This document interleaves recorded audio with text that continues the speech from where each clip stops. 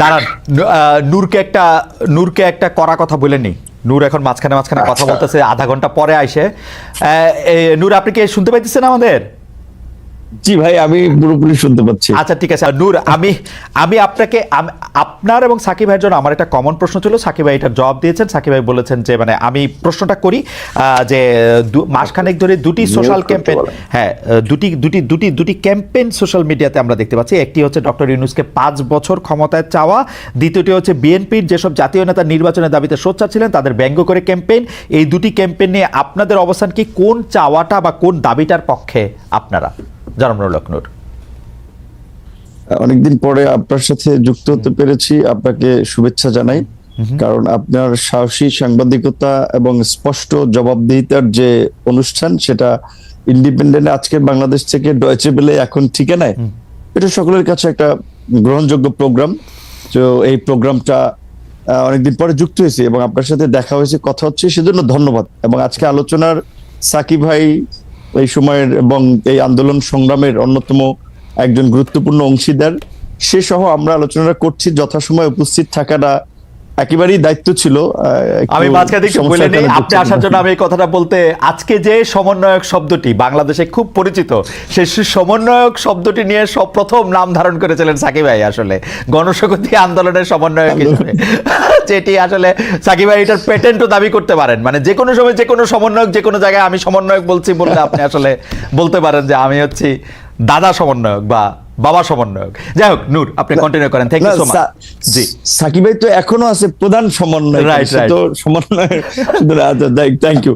আপনার যে প্রশ্নটা করেছিলেন যে ডক্টর ইউনূসকে 5 বছর নির্বাচিত সরকারে পাওয়ার একটা আকাঙ্ক্ষা আমাদের এই আন্দোলনের, বিশেষ করে ছাত্র আন্দোলনের একজন পরিচিত ছাত্র নেতা, তিনি ফেসবুকে স্ট্যাটাস দিয়েছিলেন, যেটা কি মূলত অনেকে ভেবেছে যেহেতু তার সোশ্যাল মিডিয়াতে একটা বড় ফ্যান ফলোয়ার্স আন্দোলন কেন্দ্রিক আছে, অনেকে সেটা কপি করেছে, প্রচার করছে, ভাবছে যে যেহেতু তারা এই আন্দোলনের একটা পরিচিত মুখ বা পরিচিত নেতা, কাজে এটা হয়তো তাদের দৃষ্টিভঙ্গি। এবং যেহেতু তাদের মধ্যে আবার সরকারেও তাদের দুজন এখনো প্রতিনিধি আছে, 3 জন ছিল, একজন পদত্যাগ করে দল গঠন করেছে, অনেকে ভেবেছে তাহলে এটা বোধহয় এই সরকার ছাত্র নেতা তাদের একটা মনোভাব। তো কাজে এইটাকে পাবলিকলি এন্ডোর্স করা বা এটার পক্ষে জনমত গঠন করা, এইরকম ভাবেও কেউ কেউ ক্যাম্পেইনটা করতে পারে। তবে এটার সরকারের পক্ষ থেকেও জানানো হয়েছে যে এই ধরনের চিন্তা ভাবনা তাদের নাই।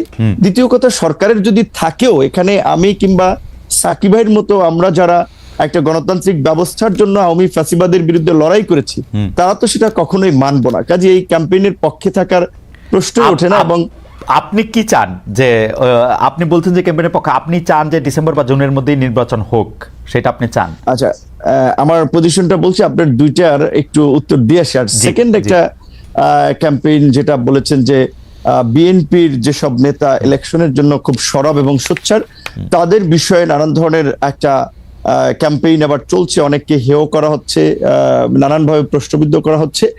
এটা কিছু লোক এগুলো ছড়াচ্ছে, কেউ কেউ রাজনৈতিক ইন্টেনশন থেকে, কেউ কেউ তাদের নিজেদের একটা ফায়দা নেওয়ার জন্য। ধরেন, যখন একটা অনির্বাচিত সরকার থাকে তখন কিন্তু কিছু লোকেদের কদর বাড়ে, কিছু লোক সুযোগ সুবিধা নিতে পারে। কাজেই সেই কমিউনিটির লোকজন কিংবা সেই গ্রুপটা তো চাবে যে এই ধরনের একটা সরকারকে জগা খিচুড়ি কিংবা এ ধরনের একটা মানে জনপ্রতিনিধিবিহীন, ইলেকশনবিহীন যদি সরকার রাখা যায়, তাহলে তো সেখান থেকে তারা ফায়দাটা নিতে পারছে। তারা ব্যবসা বাণিজ্য, কেউ কেউ দল গঠন করতে চাইলে বা দল করতে চাইলে সেখানে তারা সময়টাকে কাজে লাগাতে পারছে। এই ধরনের পক্ষে থাকা একটা শ্রেণীর, একটা অংশের লোকজনের অস্বাভাবিক নয়। আবার ধরেন, ইউনূসের মতো একজন ব্যক্তি যার এরকম একটা গ্রহণযোগ্যতা, এবং আপনি লক্ষ্য করেছেন যে ডক্টর ইউনূসকে যখন আওয়ামী লীগের আমলে হ্যারাস করা হচ্ছে, মামলা দিয়ে অপমান করা হচ্ছে, সেগুলোর বিরুদ্ধে বলতে গেলে একমাত্র অফিসিয়ালি আমি এবং আমাদের দল থেকে আমরা রাজপথে মশাল মিছিল থেকে প্রতিবাদও করেছি। তার পক্ষে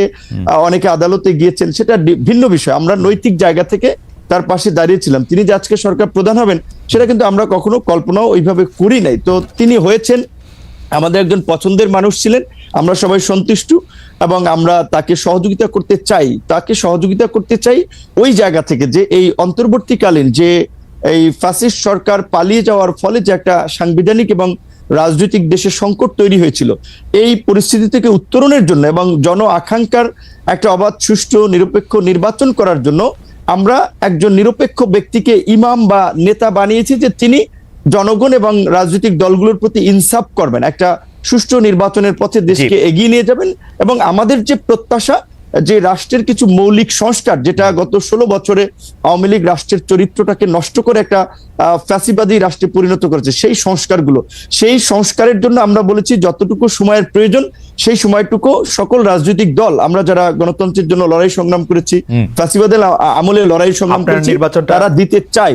সেখানে ডক্টর ইউনূস সাহেব যেহেতু নিজেই বলেছেন যে আপনারা যদি ডিসেম্বর কিংবা বেশি সংস্কার চাইলে আরো 6 মাস তার মধ্যে একটা নির্বাচন হবে। তো আমার মনে হয় যে ডক্টর ইউনূসের কোনো ক্ষমতার লোভ নাই এবং তিনি ক্ষমতায় থাকতে চাবেন না। তবে তাকে ঘিরে কিছু মানুষ একটা প্রত্যাশা কিংবা চাওয়া, সেটা আপনার যৌক্তিক কারণে কিংবা তাদের সুবিধার কারণে চাইতে পারে। তবে ডক্টর ইউনূস আমার মনে হয় সেই পথে হাঁটবেন না, এবং আমার ধারণা ডিসেম্বর কিংবা জানুয়ারি কিংবা মার্চ এপ্রিল নাগাদ এই নির্বাচনটা বোধহয়। আপনি কি চান? মানে আমি ডক্টর ইউনূস এবং তার উপদেষ্টা পরিষদের প্রসঙ্গে এই কথাটা বারবার বলি, ডক্টর ইউনূস আসলে যদি রাষ্ট্র পরিচালনা ক্ষমতায় যেতে চাইতেন সেটা তিনি 2007 সালেই পারতেন, সেটা তিনি চান নাই বলেই এটা হয় নাই। কারণ আমরা সে সময় রিপোর্টার তার গ্রামীণ ব্যাংকের অফিসের সামনে আমরাও দাঁড়িয়েছিলাম যে এরকম কোনো ঘোষণা আসে কিনা, সেটি হয় নাই।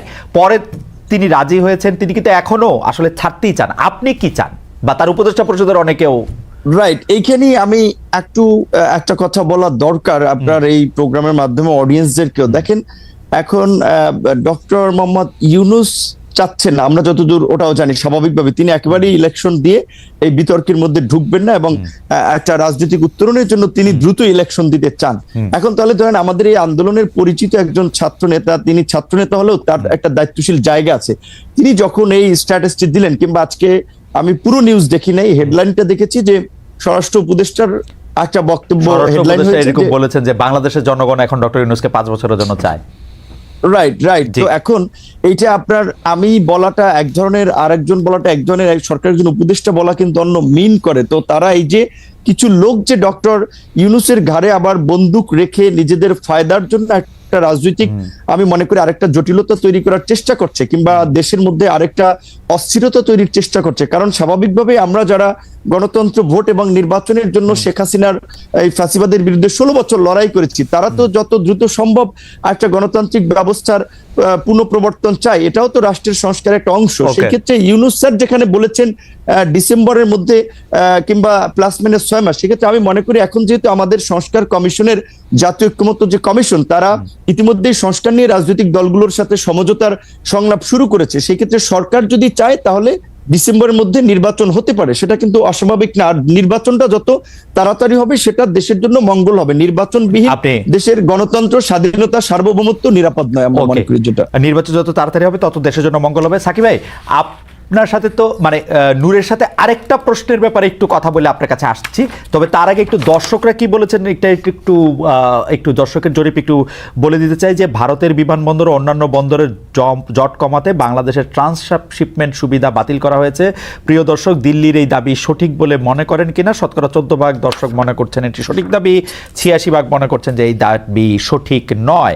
আচ্ছা, আমি একটু জনাব নুরুল হক নূরের কাছে একটু ফিরি। জনাব নুরুল হক নূর কিন্তু স্পষ্ট বললেন যে তিনি যত দ্রুত নির্বাচন হবে তত মঙ্গল, কিন্তু সাকিব ভাই এত স্পষ্ট করে বলেছেন কিনা কিছুটা, নূর আপনি জানেন সাকিব ভাইয়ের কথা, কিছুটা মাথার উপর দিয়ে গিয়েছে আমাদের, যে এটা আসলে ঠিক উনি কি চেয়েছেন, উনি নিশ্চয়ই পরবর্তী সময়ে বা যখন সময় আসবে তখন তিনি এটি আরো একটু পরিষ্কার করে আমাদের জন্য বলবেন।